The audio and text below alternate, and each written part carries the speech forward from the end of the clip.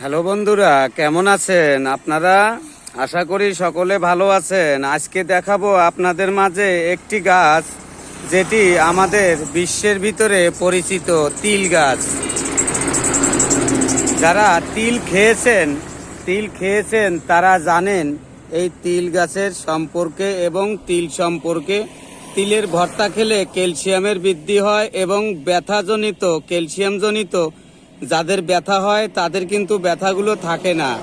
তো আমি আজকে জানাবো যাদের ক্যালসিয়াম শর্ট, অতিরিক্ত টাকা পয়সা নষ্ট করতেছেন, এরকম তিল নিয়ে আসবেন। এই যেগুলো হচ্ছে তিলের বীজ, এর ভেতরে তিলের বীজ থাকে। তো আপনারা কি করবেন, তিল নিয়ে আসবেন, খোসা ছাড়িয়ে নেবেন। খোসা ছাড়ানোর পরে আপনারা এটিকে কি করবেন, খোসা ছাড়ানোর পরে এটাকে ভেজে নেবেন। ভেজে নিয়ে